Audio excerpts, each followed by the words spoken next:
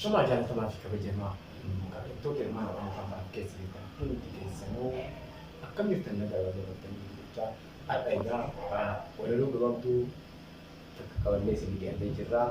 Akkasumas yuutuubii ibsisaa show jirurratti affeeramuudhaan har'a walaloo gabaabduu akka isin dhiyeessinee jira. Ilmaan Oromoo kan ba'an keessa jirtan hundi keessanuu daawwachaa lammiif jedheen lammiif nutis walii yaannaa akka beekamu yuutuubii ilmoo daa'ima ilmoo qacalee lafaan fa'aa jiru kanas akka beeknu sabskiraayib jedhuudha. Sabskiraayib sheer nu gootanii akkuma jedhan san gartee nutis akka obsaa fi nu dhageessanii irraa qooda fudhattan irraa barnoota akka ta'an isin jenna. Obsaan nu dhageeffadhaa toona. Sadoo jiru jedhu walaloon maal jetti? Sadoo jiru tiyyaa dhiisee ka'eera. Hidhadhee qawwee koo kunoo ka'eera. Guyyaan gara baraa baatiin gara baraa. Lammii koo bara dhufaa dabraa taa'ee gaduuf gadadoo boo'ee bochisu dadhabadheera. Ciniinsifachuun kabajaa dhabbee rasaasa diinatii waddamte harmeen haati dhiira deesse reeffa ilma ishee irratti kopheedhaan dhiitamte harmeen haati dhiira deesse reeffa ilma ishee irratti kopheedhaan dhiitamte.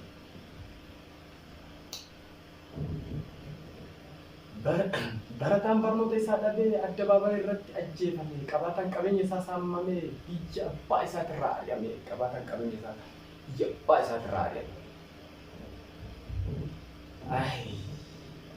Ay lammii obse lammii too obsi daangaa dabree lammii too furmaanni biraan jiru Oromoo tokkummaaf qawwee malee.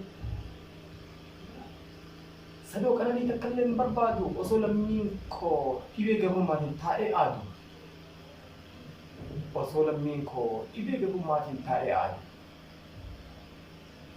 Sadoo qananii takkallee hin barbaadu osoo lammiin koo dhibee gabummaatiin taa'ee aadu ananatti hin tolu jireenyi koo martuu.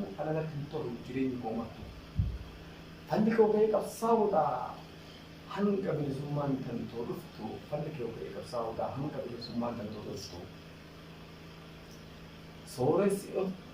Sooressi Oromoo tokko lamaa miti maaliif of awwaala? Qabeenya irra lammiif hin baafne yoomiif achi kaaya? Hayyuun lammii koo hedduudha maaliif callisee taa'aa? Beekumsi irra naaf hin taane yoomiif na gargaara? Maaloo lammii koo cinaachi tokkoon na cabaadha. Hayyus qabnaa tokkoon biraa dhabe dafaa daddafaa sooressaan na dhaqqabaa. Dawaa cinaacha kootii isa tokkaa qaba.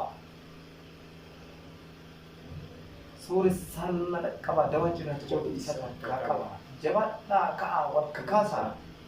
Goota dinquu dayyaasaa fakkeenya fudhaa akka isaa ta'a.